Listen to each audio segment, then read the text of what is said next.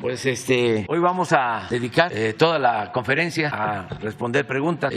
Solo pues va a haber un informe sobre el juicio de García Luna. Consideramos importante que la gente que ve las mañaneras conozca cómo se está llevando a cabo este juicio. Comenzó ayer, hoy sigue, y es importante porque, primero, muy vergonzoso, se trata de una autoridad del más alto nivel que estaba a cargo de la seguridad pública durante el gobierno de Calderón y que tenía una doble función, según las acusaciones que está haciendo el gobierno de Estados Unidos, que al mismo tiempo que se encargaba de la seguridad pública, protegía a uno de los carteles o de los grupos de la delincuencia organizada. Estaba al servicio de un grupo de la delincuencia organizada y que recibía dinero. Por eso lo detienen hace como 3 años, empiezan a recabar pruebas, a buscar testigos, a hacer investigación. Por fin, después de esos 3 años, se constituye el jurado para juzgarlo y ayer inició el juicio. Entonces, sus abogados sostienen que es inocente, que quienes lo acusan no cuentan con pruebas y que se están valiendo de testigos protegidos que tienen también antecedentes penales, que fueron deportados a Estados Unidos y que eso es lo que están utilizando. Hasta ahora no ha habido pruebas, así vamos a decir, fehacientes. Se habla también que acumuló una fortuna de muchísimo dinero, de alrededor de $1,000 millones. Ayer el que lo acusa habla de que recibía $1 millón diarios. Y vamos a informar también qué dicen sus abogados. Ya se está hablando de sus cómplices, García Luna, de algunos que trabajaron con él, pero es pues un drama judicial, como diría el escritor José Agustín, una tragicomedia. Y no queremos que pase de noche, porque la gente no se entere, porque sinceramente no le tenemos confianza a los medios convencionales en el país, porque guardaron silencio durante mucho tiempo, incluso avalaron acciones vinculadas con los gobiernos anteriores, sobre todo en el tema de corrupción. Y vuelvo a repetir, no todos los medios, pero sí quienes tienen más capacidad de informar masivamente no están muy dispuestos a garantizar el derecho a la información que tiene el pueblo. Entonces, por eso vamos a estar informando. Sí, diario. Vamos a buscar un mecanismo con el compromiso de hacer las cosas lo más objetivo posible, porque esto de la objetividad también es relativo, pero lo más profesional, informar. ¿Cuánto diéramos si los medios verdaderamente informaran? No estoy hablando de orientar, que en realidad fuesen medios de información, mucho menos de concientizar. Esa es una labor de dirigentes. Los medios, su función es informar y estar lo más cercano a la gente y lo más distante que se puede del poder económico y del poder político. Pero pues eso no sucede. Editorializa todo. Y por eso pues vamos a estar informando. No sé si tenemos algo hoy sobre eso. ¿Por qué no la describes o la lees? Sí. Y ya mañana sí vamos a hacer pues un reporte, ustedes, lo que nos informen, sí, puede ser pues un video o algo, ¿no? Pero empecemos porque ya fue ayer el primer día. Bueno, esta es la nota de la jornada del corresponsal de David Brooks, la jornada del juicio en Nueva York contra Genaro García Luna, ex jefe de... ¿Sí se escucha? ¿O hablo más fuerte? ¿Por qué no aquí? ¿Ah, sí? Aquí. Ok. No tiene que hablar. Sí, no importa. Se oye bien, ¿verdad? Ok. Bueno, esta es la nota de David Brooks, el corresponsal de la jornada, sobre el caso del juicio en Nueva York contra Genaro García Luna, exsecretario de Seguridad Pública del gobierno de Calderón. Dice la nota. Bueno, el grande Villarreal, que es Sergio Villarreal, uno de los miembros del cártel de los Beltrán Leiva, detalla sobornos a García Luna. La defensa dice que no hay pruebas. Y bueno, la nota dice así. El fiscal comenzó su caso contra Genaro García Luna con la acusación de que el entonces jefe policíaco nacional traicionó a México y a Estados Unidos al volverse cómplice del que era el cártel más poderoso de su país. Mientras un ex narcotraficante dijo que atestiguó la entrega de sobornos multimillonarios al acusado. La defensa argumentó que no hay pruebas, más que las declaraciones de los narcos que el propio exfuncionario encarceló, y que este juicio es una venganza de esos criminales y oficiales corruptos. Este lunes inició el juicio contra el exsecretario de Seguridad Pública de México, quien apareció vestido de traje gris y sentado en la mesa de defensa. Al llegar saludó con una sonrisa y la mano sobre el corazón a su esposa y a su hija, que estaban con el público al fondo de la sala. Al frente al jurado y apuntando a García Luna, en el argumento de apertura, el fiscal asistente, Philip Lilmar, acusó de que el ex máximo funcionario de Seguridad Pública de México aceptó millones de dólares de un cártel para permitir el traslado de toneladas de cocaína a Estados Unidos. Sostuvo que al final de ese juicio, este jurado determinará que el hombre que traicionó a su país y al nuestro es culpable de todos los cargos. Primer testimonio, es el primer testimonio del caso. Es el primer testigo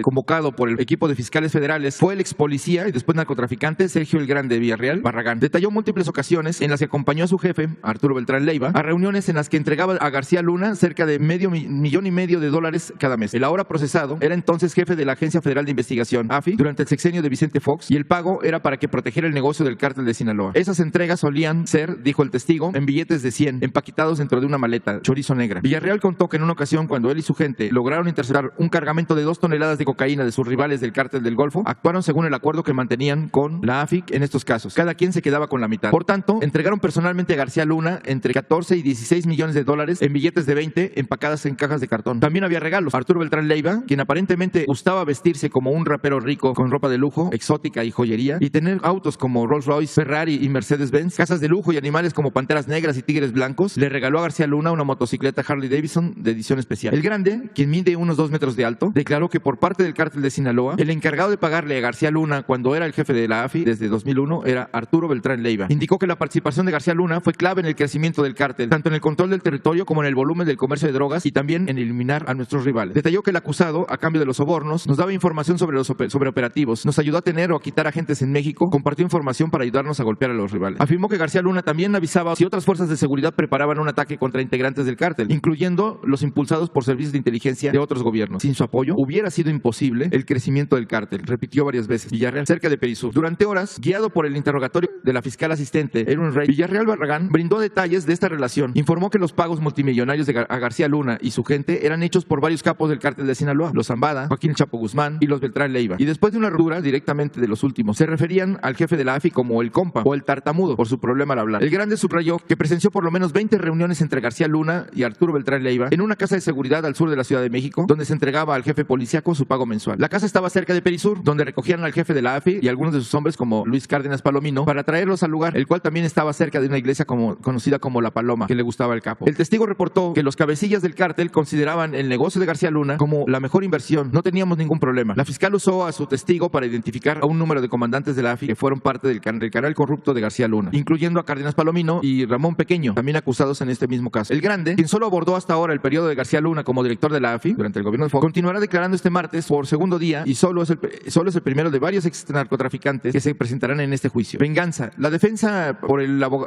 encabezada por el abogado de oficio César de Castro ofreció sus argumentos de apertura, subrayando al jurado que el caso en contra de García Luna gira exclusivamente en torno a las declaraciones de narcotraficantes que están cooperando con el gobierno a cambio de una reducción de sus sentencias o que son testigos protegidos. Todos son culpables de algunos de los peores delitos y comparten otra cosa. Fueron víctimas de esta guerra encabezada por García Luna, señaló el defensor. Más aún, enfatizó de Castro, no hay pruebas más allá de estos testimonios. No hay dinero, no hay llamadas telefónicas, no hay fotos, no hay evidencia creíble en el caso. En su presentación, el abogado expuso la biografía profesional de su cliente, desde su paso por el entonces Centro de Investigaciones de Seguridad Nacional, CISEN, hasta la Secretaría de Seguridad Pública, donde fue la cara pública de la guerra contra las drogas. García Luna comprobó que en sus acciones, que fue enemigo de los cárteles y de los policías y políticos corruptos, añadió el defensor. Recordó que el ahora acusado fue quien encabezó la implementación de la iniciativa Mérida y fue reconocido no solo en su propio país, sino por sus contrapartes estadounidenses. Mostró al jurado fotos de quien fuera el secretario de Seguridad Pública durante el sexenio de Felipe Calderón, junto con la entonces directora de la Agencia Antidrogas de Estados Unidos, DEA, la entonces secretaria de Estado Hillary Clinton, senadores como John McCain o Lindsey Graham y hasta saludando al presidente Barack Obama. Acusó que, en el fondo, este juicio es una venganza de narcotraficantes y funcionarios corruptos contra el hombre que más odian, y advirtió al jurado que los cárteles que él cazó y los oficiales corruptos que él sacó quieren que ustedes les ayuden a buscar la venganza. García Luna enfrenta 5 cargos criminales y si es declarado culpable por ese jurado, enfrenta una condena máxima de cadena perpetua y mínima de 20 años de prisión. El juez Brian Cogan subrayó al jurado que el acusado es presunto inocente hasta que el gobierno compruebe más allá de la duda razonable las acusaciones en su corte. Eso es todo lo que reportó el de ayer. Bueno, pues así vamos a estar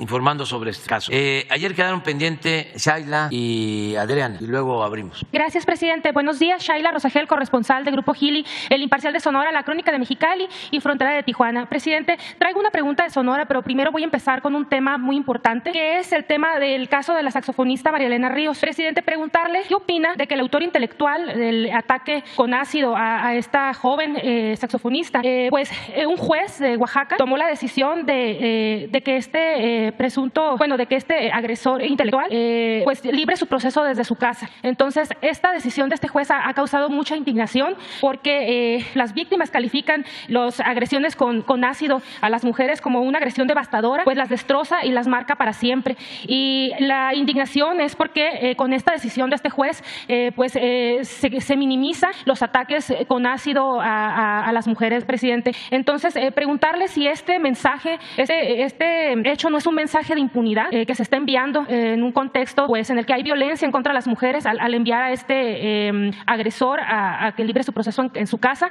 y preguntarle también si la Federación podría tomar parte en esto al llevar ante la Judicatura este caso, si podría ser el primer caso sobre este juez Teodulo Pacheco, que fue el que tomó esta decisión. Bueno, ya se está viendo, hoy se trató junto con otros casos lamentable asunto. Se trata de un juez de Oaxaca, vamos a decir del Foro Común, que otorga esta libertad para que el culpable del delito cometido a la saxofonista saxofonista, se vaya a su casa y que allá continúe el juicio. Entonces no ha salido de prisión porque se está buscando que se revise el asunto por la Fiscalía General, porque se trata de una agresión extrema a una mujer, es un intento de feminicidio, algo muy grave. Entonces yo creo que en estos días se va a tener ya la información. Todavía el responsable no ha salido de la cárcel y se está haciendo una denuncia para que no se otorgue esta libertad condicional, que no se le libere y que siga el juicio en su casa, porque sí, en efecto, es un tremendo daño a la sociedad en general, es una degradación de la justicia, un mal ejemplo. Entonces, quienes en el gobierno atienden lo de la defensa de derechos humanos están trabajando en eso. Presidente, María Elena ha pedido en varias ocasiones, como en unas 2 ocasiones, que la Fiscalía General de la República atraiga este caso. La Fiscalía, podrían ustedes como Poder Ejecutivo sugerir que se traiga este caso de esta joven para que a nivel federal sea... Se está atendiendo, pero no puedo tampoco ampliar más información para que no vaya a ser usada, ¿no? En contra del proceso, que no lo vayan a usar como pretexto, el debido proceso. Muchas gracias, presidente. Ya en un segundo tema, preguntarle sobre cómo va la empresa Litio MX, qué ha sucedido con la empresa que tenía el tema de la concesión, si nos puede adelantar un poco si ya se llegó a un acuerdo con esta empresa y también si ya tienen algún proyecto para Litio MX con la llegada ya del director allá en Sonora. Sí, se está viendo, vamos a estar en Sonora, ya lo decidimos, y vamos a ir a la mina donde está el litio. Ahí se va a firmar de acuerdo la entrega de la concesión. Es el litio propiedad de la nación, es de los mexicanos. Sin embargo, hay una empresa que tenía algunos trabajos exploratorios en una área muy pequeña, muy limitada. Entonces se está buscando llegar a un acuerdo con ellos para no iniciar un proceso jurídico, sino buscar un acuerdo, una conciliación. En eso está la secretaria de Economía y el director de la empresa, de litio. ¿Qué es lo que está pidiendo esta empresa? Pues quieren ellos tener la mina, pero no tienen los permisos completos. Además, la ley que se aprobó es para que este mineral estratégico sea de la nación, sea del pueblo, no de particular, de empresas, ni nacionales ni extranjeras, sino de la nación. Entonces, estamos buscando un acuerdo con ellos para hacer valer la ley, que se va a hacer valer, pero necesitamos convencer, persuadir, llegar a acuerdos, no imponer nada. Y ya por último, ¿cuál sería ¿ya tienen algún proyecto inicial para la empresa de litio? Sí, se está trabajando en eso, corresponde a la Secretaría de Economía, Raquel Buenrostro. Bueno, estamos trabajando de manera coordinada, son varias instituciones del gobierno federal, está trabajando CONACYT, está trabajando Energía, desde luego Hacienda, Economía, Relaciones Exteriores, todos, para fortalecer esta empresa que es parte de todo el desarrollo tecnológico del Plan Sonora. El propósito es que se puedan fabricar baterías con litio para carros eléctricos. Esto va a ayudar a la industria automotriz, que también requiere demanda de energías limpias, por eso las plantas solares de la Comisión Federal de Electricidad, la que se está construyendo en Peñasco y las que se quieren construir también en Sonora, 4 plantas más, replicar lo de Peñasco en todo el estado de Sonora para que haya energía limpia. Esto implica también tendidos de cables para la transmisión de Sonora hacia la frontera con Arizona, con California. Es un plan integral, la rehabilitación del puerto de Guaymas, la ampliación de la carretera de Chihuahua a Guaymas, el mejoramiento de las vías del ferrocarril, el libramiento de Nogales, el ubicar fuera de Nogales la aduana, la nuestra y también la de Estados Unidos. Esto ya se lo planteamos al presidente Biden y a eso vamos a estar allá, vamos a estar en Peñasco, vamos a estar en Nogales, vamos a estar en Bavispe, allí en La Ventana, se llama el lugar donde está la mina, vamos a la supervisión del camino, vamos a estar en Guaymas y vamos a estar también con los pueblos yaquis, porque vamos a supervisar lo del acueducto que se está construyendo y el sistema de riego. Vamos a estar allá en Sonora en febrero, sí, a mediados de febrero. Muy bien, entonces va Adriana. Gracias, presidente. Buenos días, Adriana Estela Flores de Inmer Noticias. Yo le quiero preguntar, presidente, acerca de un caso que ha causado mucha indignación en Colotlán, Jalisco y también en Zacatecas, esta desaparición de 3 mujeres y un hombre el pasado 25 de diciembre, y en un operativo que se realizó recientemente allá en Tepetongo, allá en Zacatecas, se encontraron los restos de las 3 mujeres, Viviana, Daniela y Paola, en una fosa clandestina. Esta situación puso en evidencia la serie de desapariciones que ha ocurrido allí en los límites entre Jalisco y también Zacatecas, una zona que incluso le llaman ya el Triángulo de las Bermudas, por la cantidad de personas que ha desaparecido allí sin que hasta el momento haya detenidos o se hayan esclarecido estos casos. Y yo le quiero preguntar, presidente, ¿qué se va a hacer por parte del gobierno federal para que se puedan evitar que haya más desapariciones, no solo en esa zona, sino también en otras, como en Michoacán, con esta desaparición de los defensores comunitarios en Aquila, afuera señalaba ahorita aquí en Palacio Nacional están también familiares, integrantes de una familia de Tepalcatepec, que también están denunciando la desaparición de 5 familiares en diciembre, una desaparición que ya lleva 20 días aproximadamente. Y le pregunto a esto, presidente, ¿qué va a hacer el gobierno para evitar que haya más desapariciones, para también garantizar que se puedan encontrar a las personas que desaparecen en este país? Y se lo pregunto también a propósito de lo que la declaración que emitió el comisionado de la ONU respecto al hacer un balance a 5 años de que entró la ley federal en materia de desaparición de personas. Señalaba que México no ha hecho lo suficiente para combatir este crimen atroz y también señalaba la falta de cumplimiento de varios compromisos pendientes en este sentido, como el Registro Nacional de Fosas, el Banco de Datos Forenses, entre otros, presidente. Esa sería mi primera pregunta. Pues estamos trabajando todos los días con el propósito de garantizar la seguridad. Como nunca se está protegiendo a los ciudadanos, hay elementos suficientes en los estados con más violencia, en Zacatecas, en Jalisco, y vamos a Michoacán y vamos a seguirlo haciendo. Se trata de mafias que operan desde hace bastante tiempo. Este juicio de García Luna pues tiene que ver con eso. Hay una parte ayer donde se habla de que se les permitió dominar en todo el país. Entonces eso pues ya no se permite, pero quedó como una herencia dañina. Existen grupos que se enfrentan y lamentablemente también se afecta a gente inocente. Entonces estamos luchando en contra de la inseguridad, de la violencia. Bueno, la prueba, y es también dolorosa, es que están asesinando a militares que están trabajando en esas regiones, en las más conflictivas. Entonces estamos haciendo todo. Lo del señor de la ONU, pues respeto su punto de vista, aunque no tienen mucha autoridad, porque ¿desde cuándo se creó lo de la Oficina para Desaparecidos? Tú lo acabas de mencionar ahora. Hace 5 años. Es la Ley General en materia de desapariciones forzadas en México. Sí. ¿Y qué pasaba antes? ¿Qué hicieron cuando García Luna? ¿Qué hizo la ONU? Nada. Y todos esos organismos, la mayoría, están infiltrados por gente conservadora que solo denuncia cuando se trata de gobiernos progresistas, y cuando se trata de gobiernos conservadores guardan silencio. Este es el caso de Perú. Están reprimiendo al pueblo. ¿Y qué ha dicho la ONU? ¿Qué ha dicho Derechos Humanos de la ONU? Nada. No, la OEA, pues menos. O sea, entonces nosotros vamos a seguir haciendo nuestro trabajo de manera responsable y protegiendo a la gente. Pero va a haber un despliegue adicional, presidente, tal vez de fuerzas. Es que estamos con todo. Solo con el hecho de que no hay impunidad ya sería suficiente como para que con un poco de honestidad y de luz en la frente se aceptara de que no somos iguales. No es lo mismo Rosa Isela que García Luna, pero pues está muy difícil convencerlos porque los conservadores son así, tienen un doble discurso, es un doble rasero para medir las cosas, pero sí vamos a seguir nosotros. Haría falta tal vez, presidente, que las autoridades locales, concretamente las fiscalías, se comprometieran realmente a trabajar en conjunto con las autoridades federales en el combate a esta crisis. Lo están haciendo, Lo que pasa que son situaciones que rebasan la capacidad de autoridades municipales, estatales, de policías municipales, estatales. Por eso fue una irresponsabilidad de los conservadores del Congreso no aprobar que la Guardia Nacional pudiese hacer labores de seguridad pública bajo el mando de la Secretaría de la Defensa y de la Secretaría de Marina. Imagínense los legisladores de Guanajuato votando por cuestiones politiqueras en contra de que el Ejército y la Guardia Nacional ayuden en labores de seguridad pública. Molesta mucho la hipocresía del conservadurismo. Entonces, ¿cómo se van a enfrentar problemas de violencia solo con policías municipales, policías estatales, autoridades locales? Se requiere, y lo estamos haciendo independientemente del estado que se trate, por proteger a la gente. Estamos ayudando con la intervención de Marina, del Ejército, de la Guardia Nacional, pero ellos no quisieran.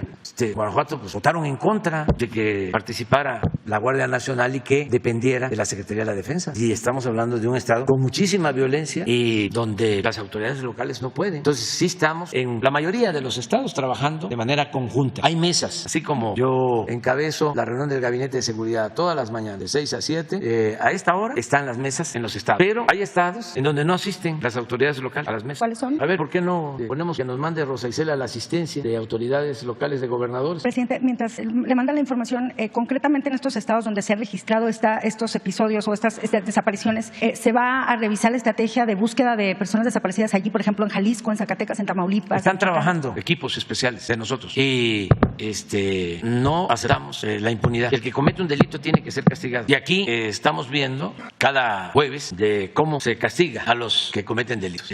No hay impunidad para nadie, cero impunidad. Sobre estos casos que tú mencionas, el jueves se va a informar qué avances se tienen en investigaciones, si ya hay detenidos. partidos, porque en los casos de Zacatecas tengo entendido que ya hay pues avances en la investigación, no puedo decir más, y en todos los casos. Pero aumentar el despliegue ahí, en esta zona en concreto, presidente, donde se han registrado varias desapariciones. Sí, ahí estamos. El despliegue de seguridad. Ahí estamos, sí. Y, presidente, en otro tema, si me permite, hoy en un tema internacional, hoy inicia la cumbre de la CELAC y en este encuentro que se realiza allá en Argentina, hay varios hechos que están marcando este encuentro. Uno de ellos es, por ejemplo, esta llegada del presidente de Brasil, Lula da Silva, después del intento fallido de golpe de Estado en su contra.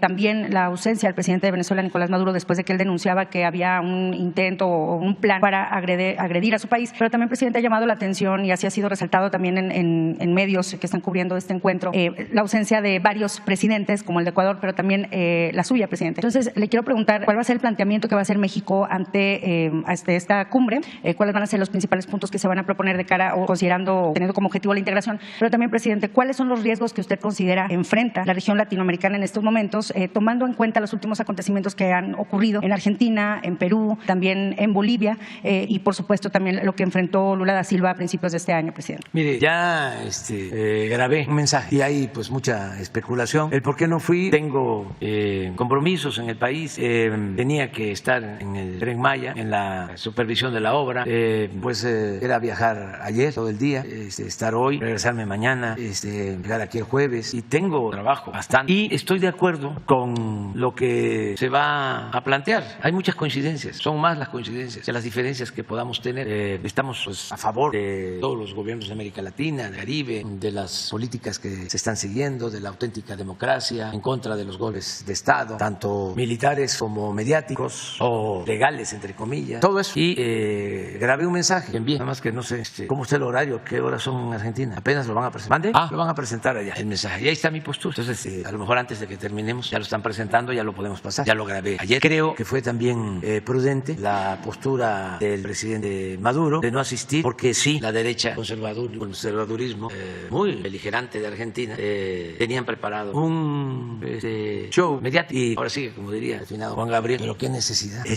Hizo bien, hizo muy bien. Hay que evitar las provocaciones. Y los conservadores en todos lados actúan así. Y como tienen el control de la mayoría de los medios, por ejemplo, en Argentina, el Clarín, no, el Reforma y el Universal son progresistas, moderados en comparación del Clarín. Todavía existen esos periódicos que vienen desde las dictaduras militares. ¿Cómo se llama el de Chile? El Mercurio. Ay, nanita. O sea, y así está en todos lados. No en España, en Europa. Bueno, en Estados Unidos, la prensa más famosa. Entonces, utilizan estos instrumentos, lo mediático, para ir socavando a gobiernos populares que no se someten a los intereses de las oligarquías. Entonces, hizo muy bien Maduro en no prestarse, en no caer en una trampa mediática en Argentina, que deberían de estar avergonzados, ofreciendo disculpas los conservadores que causaron el endeudamiento de Argentina en complicidad con el Fondo Monetario Internacional, que ahora, como son los conservadores hipócritas, le echan la culpa de todo a Alberto Fernández. Les cuento así en breve, venían unas elecciones y Macri, que era el presidente del conservadurismo, quería reelegirse y le convenía al gobierno de Estados Unidos, así, hablando en plata, de que Macri se reeligiera. Entonces, para garantizar la reelección de Macri, el Fondo Monetario Internacional, que no debería de meterse en cuestiones políticas, pero claro que se mete, empezó a darle dinero al gobierno de Argentina, más allá de la capacidad de pago. Entonces pierde Macri, porque ni con todo ese dinero ganó, y dejan a Argentina completamente endeudada. Y en vez de ayudar a una renegociación de la deuda para sacar adelante a Argentina, se voltean y dejan solo al gobierno. Va pasando el tiempo, se va agravando la situación por esa enorme deuda, y desde luego pues hay inflación, hay devaluación, y todo es por culpa ahora de Alberto. Y esos mismos que endeudaron a Argentina, que empobrecieron al pueblo de Argentina, ahora son los paladines de la libertad y de la democracia. Y esos son los que pues, ahora quieren regresar por sus fueros, como aquí. Nada más que aquí ese truco de la derecha, del conservadurismo, no pasará, porque la gente está muy consciente, muy informada y no se deja manipular. Y tenemos nosotros la ventaja de que, primero, los medios convencionales, hasta los que defienden a capa y espada al conservadurismo en México, no se compara con el periodismo de derecha extrema de Argentina y de otros países. Y tenemos también medios independientes, poquitos de los convencionales, y nos ayudan mucho las redes sociales, en todos lados, pero aquí las redes ayudan, y hay un proceso también de concientización, una revolución de las conciencias, donde la gente está muy despierta, muy avispada, no se deja manipular. Entonces eso pues, nos ayuda mucho. Y vean el mensaje de hoy, una vez que se transmita ya, porque habla de estos temas, precisamente. Gracias. Se habla de estos temas. Ustedes 4, pero falta una mujer, falta 5, falta otra. Buenos días, presidente. Ángel Molina, de A Tiempo TV, medio digital de Coahuila. Presidente, preguntarle sobre un tema muy importante para la zona de Coahuila, precisamente, que tiene que ver con Altos Hornos de México, una empresa pues que se ha atravesado diferentes crisis y pues principalmente pues ya sabes, se les ha cortado la luz, el gas, lo cual pues ha puesto en riesgo la estabilidad de casi 10,000 empleados. Usted pues bueno, en reiteradas veces ha dicho que pues no estamos para rescatar empresas, ¿no? Que no estamos para estas situaciones, pero preguntarle también si no existe la posibilidad de buscar algún mecanismo, alguna especie de acuerdo que no ponga pues en riesgo esta empresa que es tan vital y tan importante para las personas en Coahuila. Sí, nosotros estamos dispuestos a ayudar y lo hemos hecho porque la empresa tiene deudas con Pemex, con la Comisión Federal de Electricidad, con Hacienda y se les tiene consideración para que no se deje sin trabajo a la gente y además todo lo que significa la región. Pero el empresario, dueño, señor Ancira, tiene que tomar una decisión sobre esto porque está mal administrada la empresa. Desde hace tiempo estaba muy vinculada al gobierno, a los políticos y gastaban mucho, le pagaban los viáticos a los políticos. Este señor Moreira, por ejemplo, viajaba en los aviones de la empresa y no solo tenía o tiene un avión, sino varios, una flotilla, aviones de lujo y gastos superfluos. Es lo mismo que un gobierno que gasta en lujos, que derrocha el presupuesto. Si un empresario hace eso, pues va al fracaso. Entonces, si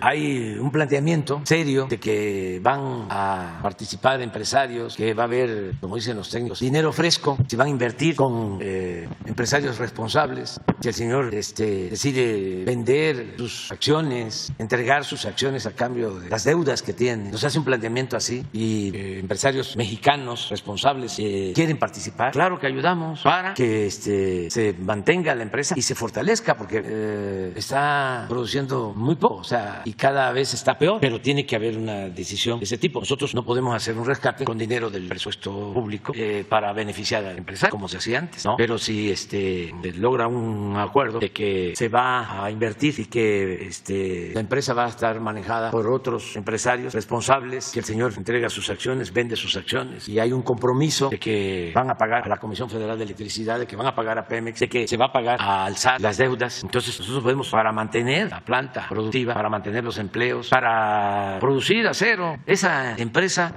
tiene muchísimo futuro porque la demanda de acero va a ir creciendo. Acaba de pasar una temporada en que el precio del acero estaba arriba. Si él hubiese tomado una decisión desde hace 2 años, la empresa ya hubiese salido adelante. Nada más aprovechando los tiempos de buenos precios del acero. Entonces, ojalá y él pues ayude y él puede vivir feliz, sin problemas, porque pues no es que va a quedar en la calle, no. Y un buen empresario pues es el que siempre tiene una dimensión social, cívica, y esa es la mejor forma, ¿no?, de enfrentar el problema. Y sí, si hay una propuesta seria, lo vemos, pero no vamos a utilizar de manera irresponsable el presupuesto público para un rescate como se hacía antes. Gracias, presidente. En otro tema, preguntarle, el pasado 27 de diciembre se publicó una reforma a la Ley de Comunicación Social que reduce el gasto de los gobiernos y entes públicos en este rubro, que pasó de 3% al 0,1%, lo cual significa pues una disminución bastante drástica en el presupuesto que se otorga a este rubro. En tanto, pues, presidente, ¿usted respalda esta modificación con una caída pues tan drástica del 3 al 0,1, pues lo cual significaría la pérdida de empleos de editores, reporteros y pues gente que se dedica a las cuestiones de la comunicación? Pues yo soy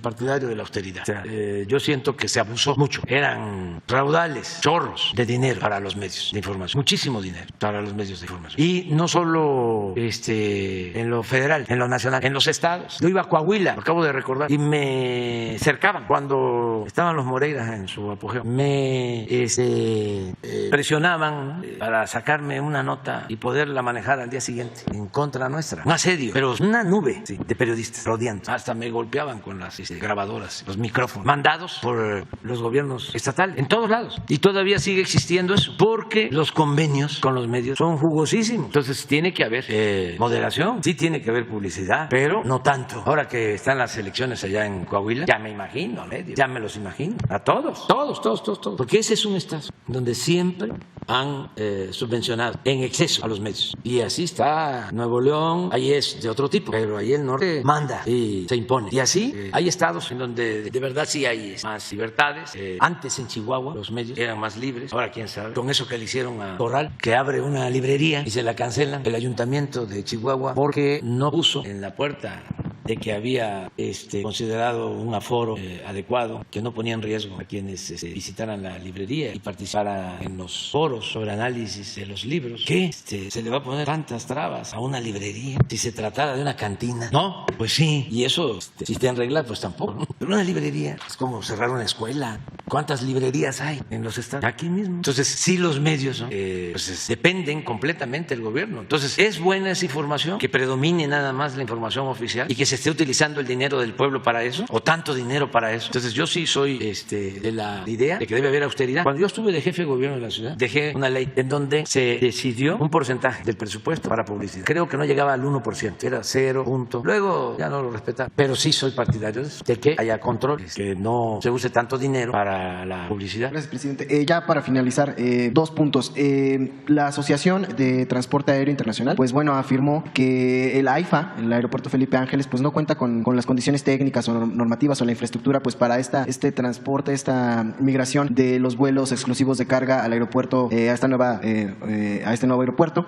Preguntarle si es que ya sabe algo al respecto, cómo van estos diálogos con los empresarios aeroportuarios para hacer esta migración, si nos podría actualizar, y también saber cómo está la situación del rescate de los cuerpos de los mineros en el Pinabete. ¿Qué es lo que se sabe? Se había hablado que en diciembre pues serían rescatados, sin embargo al final pues necesitamos que si nos podría actualizar un poco. Eso sería todo. Sí, sobre esto último se está avanzando bien, bastante bien. Le vamos a pedir hoy a Laura que emita un informe, la directora de Protección Ciudadana, porque vamos bastante bien. Ya estamos, pues yo diría que cerca de rescatar, porque se ha estado trabajando. Pero hoy tenemos el informe. Lo otro, lo de la carga, ¿por qué no le pides a Laura? No, a Laura, porque me mandaron de quienes hacen transporte de carga. Que hablé con ellos, pero ya tiene algún tiempo. Y ellos decidieron que van a empezar a traer sus envíos, su carga, y los aviones van a bajar en el aeropuerto Felipe Ángeles. ¿Cómo se llama la empresa que nos trajo las vacunas?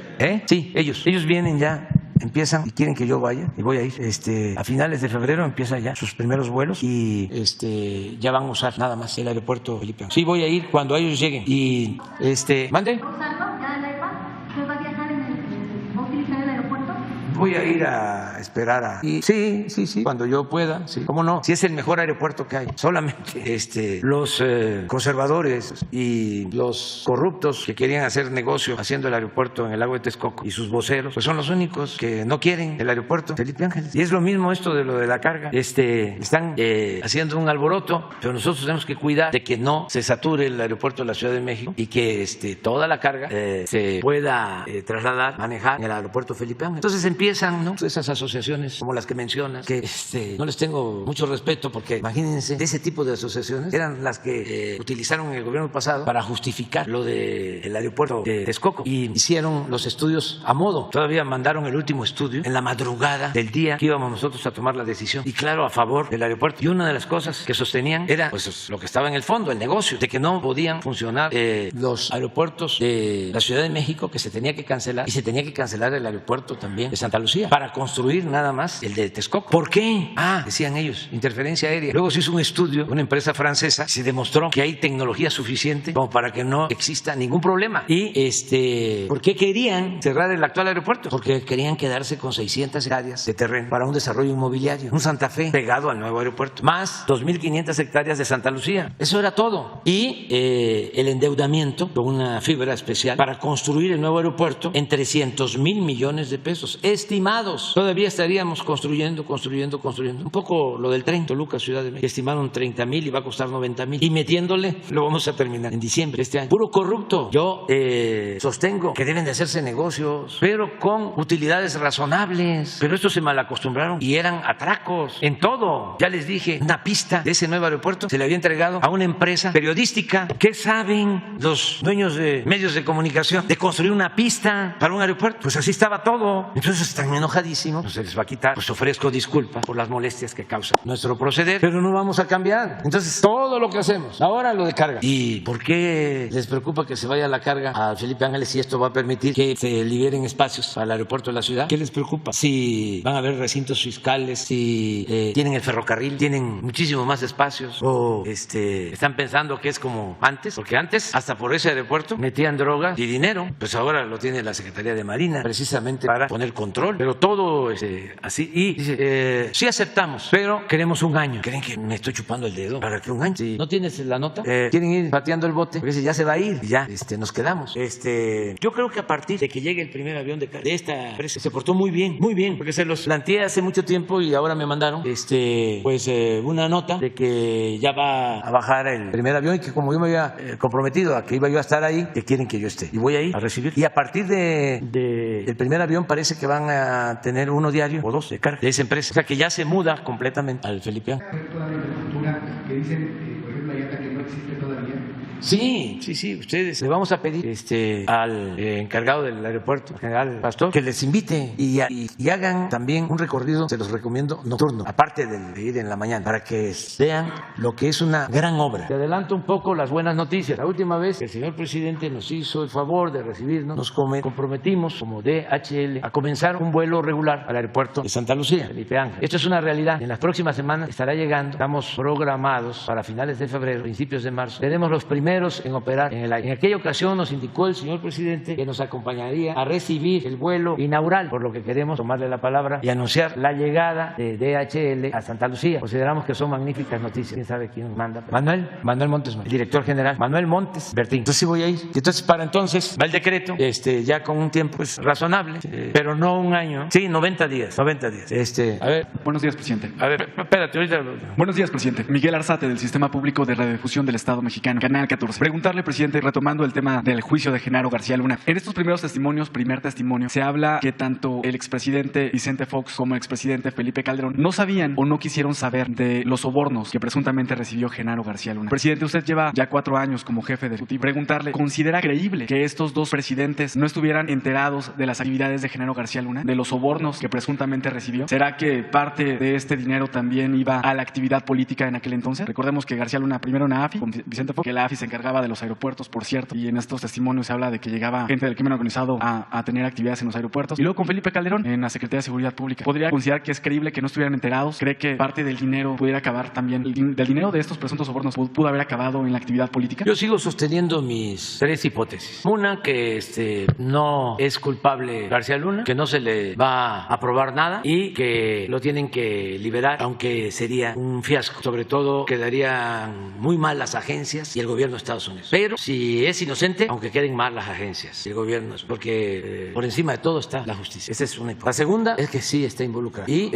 actuó por su cuenta, engañó a autoridades de Estados Unidos y engañó a Felipe Calderón y a Fox y a Felipe Calderón. ¿Es creíble? Es que hay condiciones especiales que se tienen que tomar en consideración. Tiene que ver, que parece obsesivo de mi parte, con el pensamiento conservador del político, del gobernante. Si a un gobernante le gusta el autoritarismo, la mano dura, se fascina y se obnubila frente a un torturador, ejecutor, un desalmado, y se vuelve su ídolo. Si, por ejemplo, le gusta que lo alaben, y en este caso el servidor público es lambiscón, pues sí señor, y todo eso, que pues se meten hasta adentro y hacen, ahí van avanzando. Luego, la formación de García Luna viene del CISEN, es una época de formación de gente. Él mismo dice, yo solo sé de cuestiones técnicas, él mismo lo plantea. Entonces se meten y van adquiriendo poder, y el poder es una tentación. El poder atonta a los inteligentes y a los tontos los vuelve locos. Y el poder corrompe, y el poder absoluto, si no hay principios, corrompe absolutamente. Si lo único que sostiene a un buen servidor público son los principios, eso es lo que ancla. Si no, hay quienes se suben a un ladrillo y se marean, ni siquiera con cargos relevantes, cualquiera. Eso solo con principios. Entonces, esta gente, ¿qué ideales, qué principios? Nada de poder. Entonces, sí hay esa posibilidad de que no supieran, o que supieran pero no le dieran importancia, sospecharan pero no le dieran importancia. Y lo otro es que sí, esa es la tercera hipótesis, de que actuaba así porque tenía cuando menos la licencia del presidente o de los presidentes. En el caso de que sí supieran pero no le dieran importancia, estarían cayendo en complicidad por omisión. México, pues eso ya sería una cosa del fiscal y del juicio. Lo que sí nosotros vamos a procurar es recoger el dinero. Es más, hay un juicio, $700 millones en Florida, y sus abogados plantearon de que no tenía México por qué ir a litigar estar allá nosotros. Y un juzgado en Florida nos dio la razón. Es decir, que sí podemos y se está trabajando en eso. El gobierno de Estados 700 millones de dólares y otros posibles actividades. Entonces, eso se va a seguir. Eso nos corresponde a nosotros. ¿El gobierno de Estados Unidos le ha pedido información al gobierno mexicano de Yo estos creo dos que sí, pero presidentes? eso a la Fiscalía. Eso es otro asunto. Esto, más que nada, tiene que ver con relaciones exteriores. Este juicio al que hago yo. Bien, presidente. En un segundo tema, en días recientes, el editor jefe de Wikileaks declaró que se reunió con usted días previos a la cumbre de líderes de América del Norte y que ahí nuevamente mostró su solidaridad con Julian Assange, quien está preso en Londres. Ahí hablaron de que durante la reunión con el presidente Biden hablarían del tema. Incluso en días pasados declaró para un periódico nacional que, de hecho, habló del tema con el presidente Biden. Si podría confirmarnos si sí habló con el presidente Joe Biden del tema de Julian Assange y, de ser así, ¿qué fue lo que hablaron? Bueno, sí hablamos, pero no puedo hablar. Porque me importa mucho que logremos la libertad de Assange. Su postura fue la misma. La misma. Pero debemos de respetar la decisión del gobierno de Estados Unidos y ese es mi compromiso. Y esa conversación fue entre amigos con el presidente Biden. Sí, lo que yo ya he expresado en otras ocasiones, de que no se puede golpear a la libertad de expresión. O sea, que sería el mantener más tiempo en la cárcel a Assange, pues continuar agraviando el derecho que tenemos de manifestarnos libremente. Y que además Assange no es un espía, sino un periodista. Y lo que hizo fue dar a conocer información, igual que la información que dio a conocer el New York Times y otros medios. ¿Y por qué a esos medios no se les juzga? Porque es Assange y que la Estatua de la Libertad no puede convertirse en un símbolo vacío. Lo más importante es la libertad, estemos o no estemos de acuerdo. Pero también el presidente Biden, que es una muy buena persona, un buen gobernante, pues merece que tenga pues toda la confianza de nosotros en este caso y en otros, y también todas las autoridades de Estados Unidos, los legisladores, porque son derechos humanos. Assange está enfermo, es la libertad. Entonces yo creo que a todos nos conviene que se mande pues un mensaje de la importancia de respetar y de poner por encima de todo la libertad del ser humano. Entonces vamos a esperar a ver qué sucede. Buenos días, señor presidente. Stephanie Palacios, de la Agencia Internacional Sputnik. Retomando el tema de mi compañera con el caso de María Elena Ríos, la Comisión Nacional de Derechos Humanos había enviado una recomendación para que la Fiscalía General de la República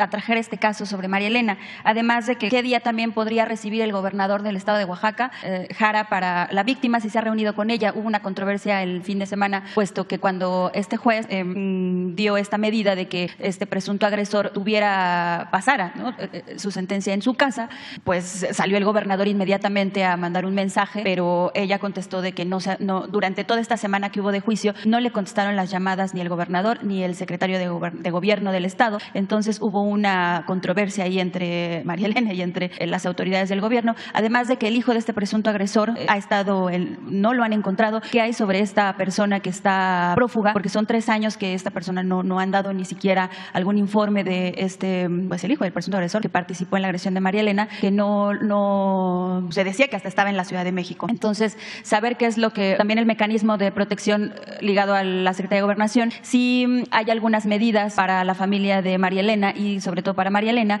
sobre estas medidas, y también porque el titular del Tribunal Superior de Oaxaca pues cerró las cuentas en sus redes sociales a raíz de esta medida que hizo este juez Teodoro Pacheco. ¿Y qué es lo que se va a hacer? Eso es retomando con el tema de mi compañera, puesto que sí hubo una fuerte crítica. Además de que el gobernador del estado dijo en su video que subió en redes sociales que el estado de Oaxaca era un estado en el que había muy alto índice de feminicidios y que también había sido responsable el gobierno anterior, que en este caso pues recordemos que estaba el exgobernador Alejandro Murat, quien ahora pues quiere contender para una candidatura en el 2024. Sí, mire, pasado mañana va a informarse sobre los delitos que se están investigando y las sentencias, la sección esta de cero impunidad. Y le voy a pedir a Rosa Isela que venga a hablar sobre este tema y otros, pero ya estamos avanzando. Lo demás me abstengo. Lo que nos importa es que haya justicia y ya hemos quedado de que, con todo respeto, jueces que actúen con actitudes sospechosas de corrupción y de influyentismo, cuando menos vamos a solicitar que sean investigados. ¿Solicitará alguna revisión de este juez si ya incurre? En todos los casos. Ya hay una instrucción de que cuando tengamos información de un juez, por ejemplo, esto que pasó, que por cierto ya volvieron a detener al señor de Tula. ¿Se acuerdan que aquí estuvo el secretario de la Defensa? Detuvieron un señor que en su terreno había huachicol, habían tomas clandestinas, y un juez, creo que una jueza, decidió dejarlos libres porque porque sí se encontró la toma clandestina en su terreno, pero no se demostró si él sabía de que existían las tomas clandestinas. Entonces, por eso lo dejó en libertad. Pues resulta que lo deja en libertad y hace 2 días lo vuelven a detener en otro terreno de su propiedad. Y ahí sí ya, pues ¿qué va a hacer la juez? Es mucha coincidencia, ¿no? Que solo en sus terrenos hay tomas clandestinas. Entonces, esos casos, pues a la judicatura y a la fiscalía. También se puede hacer un llamado a la Suprema Corte de Justicia, puesto que también la víctima ha pedido que voltee a ver la nueva presidenta de la Suprema Corte. Pero son independientes, son autónomos, los del Poder Judicial. Ellos pueden decidir. Sin embargo, nosotros también pues tenemos que procurar que haya justicia y que no haya corrupción. Y la autoridad competente es la que va a resolver. Pero antes todo esto se ocultaba. No se sabía qué hacían los jueces y se daba libertad y no pasaba nada. Era una norma que los fines de semana soltaban en prácticas de ese tipo, ¿no? O el juez titular pedía vacaciones y quien quedaba, vamos, a dejar en libertad a presuntos delincuentes. Eso era la constante. Entonces, estamos pendientes de todo esto y respetando la autonomía del Poder Judicial, vamos a anunciar casos que tienen que ver con la justicia, como este asunto. Y ahora sí, en el primer tema, en el tema de la CELAC, de la cumbre, que está el canciller mexicano Marcelo Ebrard, y hablaba sobre proyectos como el plan de autosuficiencia sanitaria. Lo acompaña el titular de la COFEPRIS. En este sentido, ¿qué es lo que se está tratando con este tema de la autosuficiencia sanitaria? Y en ese mismo tema, ¿en qué etapa se encuentra el proyecto conjunto con el Fondo Ruso de Inversión sobre el envasado en México de la vacuna Sputnik? Bueno, acerca de esto último no hay ningún acuerdo. Hubo al principio, les agradecimos y les vamos a seguir agradeciendo porque nos ayudaron mandándonos esta vacuna, pero ya posteriormente se concluyó ese acuerdo. Que aunque esta declaración es tomada de una entrevista con el embajador ruso en México, Víctor Coronelli, con una entrevista para Sputnik, por eso le preguntaba en qué etapa se encontraba, porque él comenta que sí hay una etapa final. Sí, pero no corresponde a nosotros. O sea, si ellos quieren venir a instalar un laboratorio para la producción de vacunas, no hay ningún problema. Creo que eso fue lo que se acordó, pero no ha tenido desarrollo, no ha evolucionado. Ese es el informe que tengo. Y lo otro que me preguntaste es lo de la autosuficiencia sanitaria que maneja con COFEPRIS. Como COFEPRIS se encarga de hacer estudios sobre la calidad de medicamentos y de equipos, de alimentos también, de productos, lo que se está buscando es un acuerdo para que si una agencia como COFEPRIS ya tiene un estudio sobre un medicamento, sobre alimentos y no ponen en riesgo la vida, no afectan a las personas, no dañan, si ya lo autorizó Perú, ya lo autorizó Argentina, ya puede entrar a México sin problema. Igual, si ya COFEPRIS en México hizo el estudio, ya se puede aceptar. Este convenio lo tenemos con Estados Unidos. La agencia que regula lo sanitario en Estados Unidos acepta resultados de COFEPRIS y nosotros aceptamos resultados de ellos. Entonces es una propuesta, todavía no se sabe si realmente No, ya se ha avanzado bastante porque ya desde la anterior reunión de la CEPAC, de CELAC, se acordó eso. Entonces ya van a firmar acuerdos. ¿Hay algunas naciones que ya estén como adentro de este plan? Puesto que ahorita ya están con esto de la moneda, que es Brasil y Argentina, que podría denominarse sur, y que están tratando de contrarrestar justamente el dólar, puesto que para evitar este tipo de sanciones y tener un flujo comercial. Entonces, con lo que comenta sobre este tema de proyecto sanitario. Sí, ya se está avanzando, pero es una práctica que tenemos con Estados Unidos y con todos los países en general. Y acerca de la moneda, yo quiero aclarar algo. No estoy seguro de que sea una propuesta de Argentina y de Brasil. Creo que puede faltar información. Yo no he visto nada sobre este tema, el que existe una moneda entre Brasil y Argentina. No hay nada. Le preguntaría al canciller Marcelo Ebrard, pues. Sí, pero lo que me preocupa, o sea, no es que exista o no exista, esa es una cuestión de que sea algo inventado para perjudicar la imagen de Brasil y de Argentina o para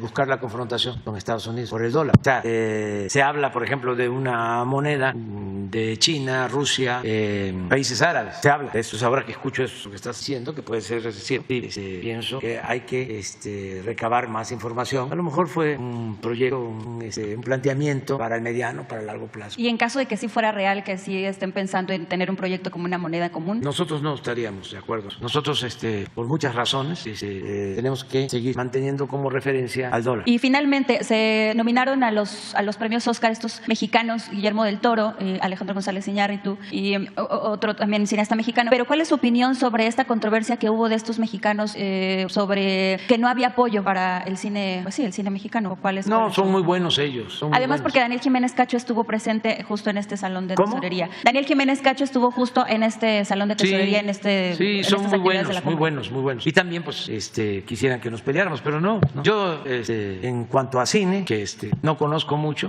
Mis ídolos son Mandoki, por ejemplo, como cineasta. Y tengo 2 ídolos, ¿no? Actores. Y bueno, también mujeres, pero Damián Alcázar es mi ídolo. Ojalá y no lo vaya a perjudicar. Pero actorazo, un gran actor, además sensible, verdaderamente defensor de causas justas. Porque ahora hay algunos que actúan como defensores de derechos humanos, del medio ambiente, de los niños de la calle, pero es pura faramaya, pura demagogia, pura simulación. Pero no, es auténtico. Y luego Bichir, todas esas familias son también muy respetados por nosotros, porque son buenos actores y también gente que lucha por la justicia. Hace unos días vino Armando Bartra y acababa yo de estar con Paco Ignacio Taibo y me dice Paco Ignacio en la plática: el mejor intelectual mexicano es Armando Bartra. Le digo, sí, aunque tú eres un gran escritor. Y se lo dije a Armando y le digo, pero además lo importante no es que seas un buen intelectual, sino que trabajas en comunidades, que trabajas a favor de los campesinos, estás defendiendo causas. Y bueno, ahí en el caso de estas no dos aceptó, películas, me dijo de que todo el asunto era que eran muy amigos, Paco y él, y sí se echaban flores. En el caso de estas 2 películas, que bueno, las 2 principales, que es Bardo y Pinocho,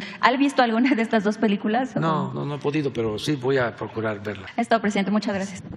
Sí, gracias, señor presidente. Demián Duarte, de Sonora Power.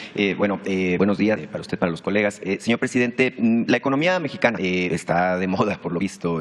Nuestra moneda, pues se sigue fortaleciendo, a pesar de que hay quienes ya se hacían ilusiones de que volviéramos arriba de los 19 pesos por dólar. Sin embargo, y por ejemplo, el informe que se tiene, ¿no?, de que los bancos tuvieron utilidades extraordinarias hasta el cierre del mes de noviembre por 212,000 millones de pesos, es decir, poco más de 12,000 millones de dólares, pues es bastante ilustrativo. Yo que vivo en la región fronteriza, estamos nosotros observando el efecto de ese fenómeno llamado el nearshoring, ¿no?, que es la relocalización de inversiones. Sin embargo, tenemos la percepción, señor presidente, que estamos siendo víctimas de alguna manera de nuestro éxito. Es decir, las empresas que están produciendo actualmente en Asia, sobre todo lo que tiene que ver con microchips, semiconductores, tienen prisa por instalarse en la región norte de México. Lamentablemente, por el poco trabajo que se hizo anteriormente, en mi estado, por ejemplo, no hay espacios suficientes para albergar todas las empresas que se quieren instalar. En Sonora no existe disponible prácticamente un solo metro cuadrado de instalaciones industriales y de hecho tenemos un problema adicional. No tenemos personal suficiente, por lo menos capacitado, para participar en estos procesos de alta tecnología. Se sabe por los avances que hay de la Sonora que ya hay acuerdos con la Universidad de Arizona y el CONACYT para capacitar al personal. La pregunta, señor presidente, porque el gobernador Durazo lo ha planteado, de que es necesario construir 6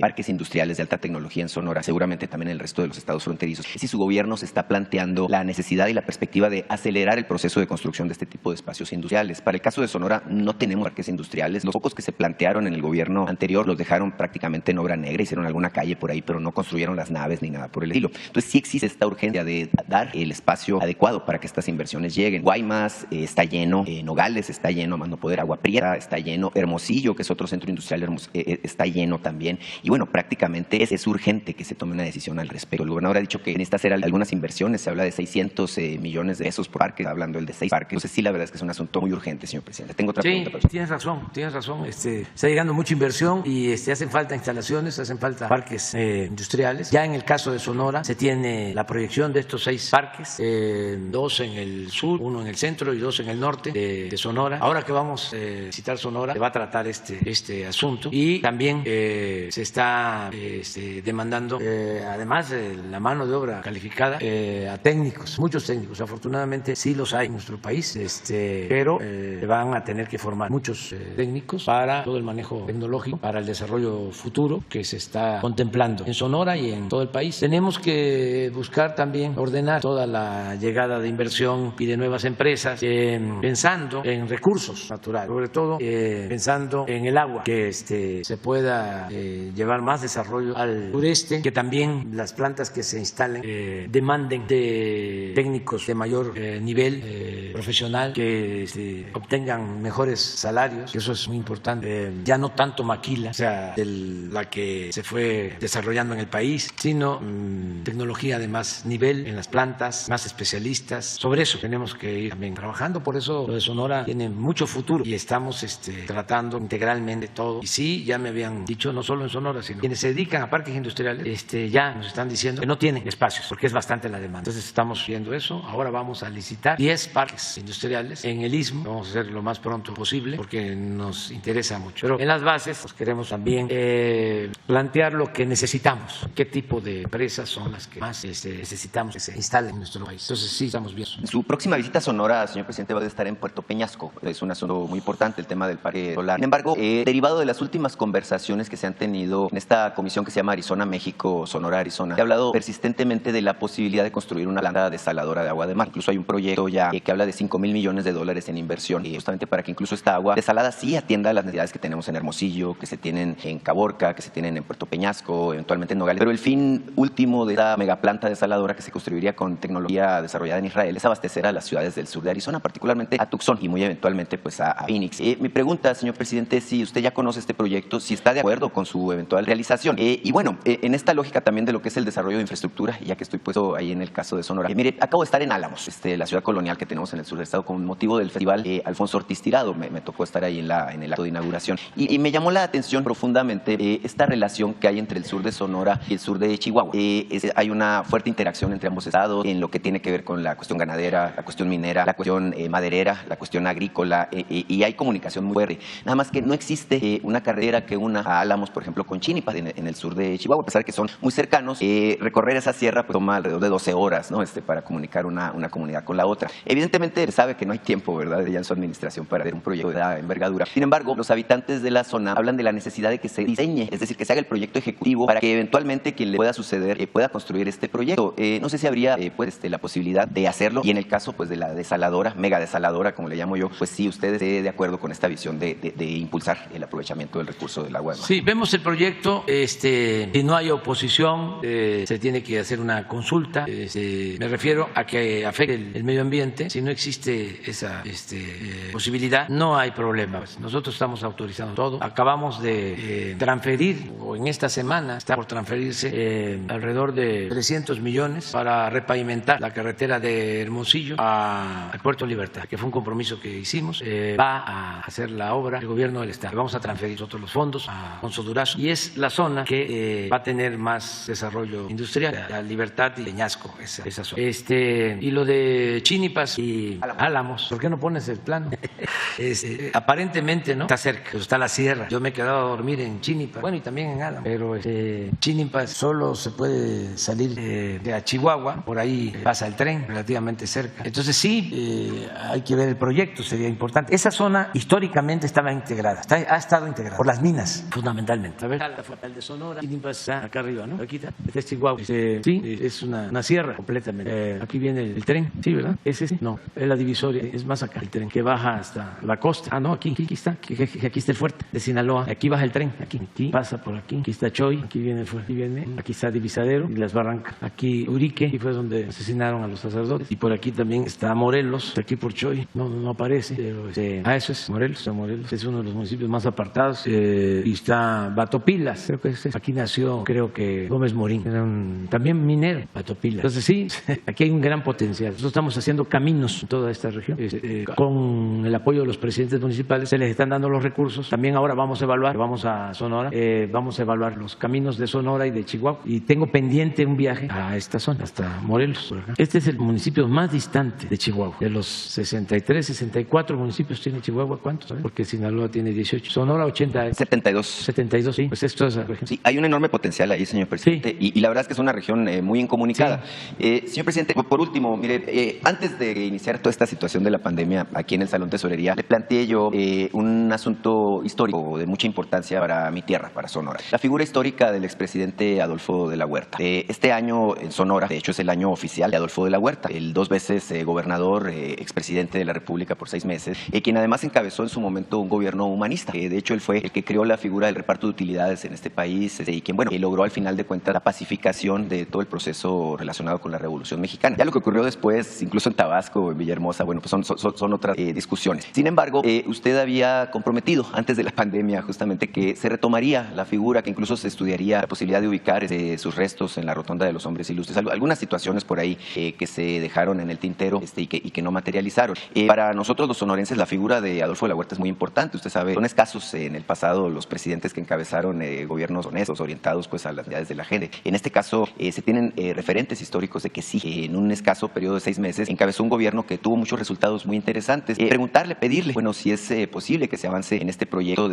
válgame, pues, darle el lugar que le corresponde en la historia al expresidente de la Huerta. Muchas gracias. Sí, lo vemos con Alfonso Durazo. Yo también le tengo mucho reconocimiento a Adolfo de la Huerta porque él logró, sobre todo, el acuerdo con Villa. Él fue el que entregó a Villa la hacienda de Canutillo para que Villa se apartara, dejara la vía armada. Él pactó, llegó a ese acuerdo, se reunieron en Monclova, Coahuila, y después se tuvo que ir al exilio. Luego regresó, el general Cárdenas le tenía mucho aprecio y él, de la Huerta, es de los pocos presidentes sonorenses, incluyendo los sonorenses, le tenía respeto a los pueblos yaquis. Él incluso se habla que era de origen yaqui, o sea, que creo que su mamá o su abuela. ¿Sí? Entonces, y un hombre bueno, honesto, no corrupto. Aquí estuvieron sus familiares, aquí en Palacio los invité y estuvimos hablando de eso. Nos tomamos fotos con el retrato que hay del presidente de la Huerta. Y sí lo vemos con Alfonso, porque sí es importante. Hace 6 meses, no tiene que ver mucho el tiempo. Villa fue gobernador de Chihuahua 6 meses. El general, mi ídolo, para mí el revolucionario más íntegro, general Mújica, fue como 8 o 10 meses gobernador en Tabasco y hicieron cosas importantísimas, tanto Villa como el general Francisco J. Mújica. Muy poco tiempo, y cuando informa, después de haber entregado obras, el general Mújica dice en su escrito que estaba vacía la tesorería, había recibido deudas y que la dejaba limpia y con algunas obras, y que si se preguntaba por qué, y él contestaba por el simple o sencillo, el simple manejo, la sencilla administración honesta del presupuesto. Nada más. En lo de Villa fue más fuerte, pero también muy interesante, porque pues, él se metió directo terrazas y expropió los latifundios, entonces dejó en garantía esas tierras y creó el Banco de Chihuahua y tuvieron recursos y apoyó al pueblo, apoyó a la gente con ese banco. Katz trabaja muy bien sobre eso, pero es el caso de la Huerta. Muy poco tiempo, pero muy importante. De ahí se agarran algunos para decir que 7 leguas no era caballo sino yegua, porque no tengo el dato, pero se dice que Villa le regaló a yegua 7 leguas a de la Huerta, que no es tan creíble porque 7 leguas hizo famoso las batallas, y este encuentro fue pues después del 20, después de que asesinan a Carranza, que entra de la Huerta a la presidencia. Entonces ni modo que durara tanto un caballo, una yegua, o a lo mejor la usaba Villa ya en los últimos tiempos, a partir de que vino por acá, el 14, el 15, la batalla en Guanajuato, cuando pierde el brazo. En fin, hay todo eso, ¿no? Entonces ese es la Huerta. Ya vámonos a desayunar.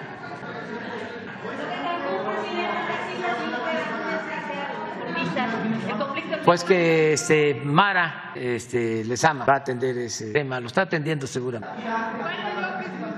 ¿Sobre? La impunidad de periodistas que han sido asesinados. Hoy se cumplen 8 años de que encontraron el cuerpo de Moisés Sánchez, periodista de Medellín, mi padre, el cual hoy a 8 años hicimos una edición especial justamente por la impunidad que hay en el caso.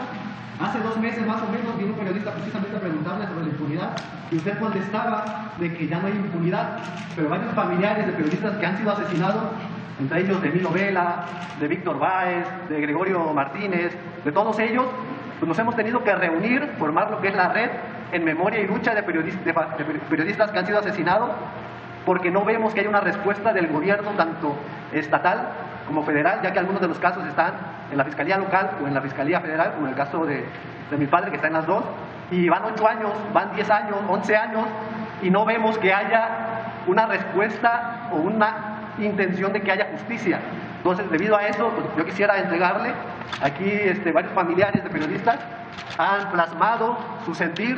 Todos coincidimos prácticamente de que en México no vamos a encontrar la justicia. Escuchábamos a usted hace rato que decía que ya no hay impunidad. Bueno, entonces los casos de nosotros, ¿qué son? Es cierto que fueron las administraciones anteriores, pero nosotros no nos importa si está gobernando el rojo, el azul, el color que sea. Nosotros hemos levantado la voz en cada administración. Han pasado ya 3 gobernadores en el caso de Veracruz, de diferentes partidos todos, y pues en este caso en la presidencia, pues todos con usted.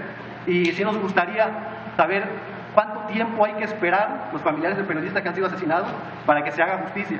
Y también quisiera hacerle otra pregunta, si quisiera usted o puede reunirse con nosotros para que escuche de viva voz lo que hemos pasado, lo que han pasado todas las familias, porque creemos que a lo mejor no le han dado a usted exactamente el sentimiento de nosotros. O sea, nosotros no buscamos ni estamos en contra de su gobierno, al contrario, lo que queremos es que le vaya bien al país, pero para eso tiene que haber justicia. Entonces, las 2 preguntas serían, ¿cuánto tiempo más tenemos que esperar los familiares de periodistas asesinados, de Juan Mendoza, de Gabriel Luque, de Guillermo Luna, para que se haga justicia. Y la segunda es si usted puede o está en la disposición de reunirse con nosotros para escucharnos. Gracias. Sí, mira, la justicia tiene que darse aquí. No va a haber justicia en otras partes. Tenemos nosotros que garantizar que haya justicia. Sí, y va a haber justicia siempre. Y la justicia puede tardar, pero llega cuando hay voluntad. Y cuando yo hablo de que no hay impunidad es porque no permitimos la impunidad de nadie. Pero corresponde a, en este caso, la Fiscalía, y nosotros también ayudamos y lo vamos a seguir haciendo. Y reúnanse con Rosa Isela Rodríguez, yo le voy a pedir. Es más, ven el jueves que va a haber la información sobre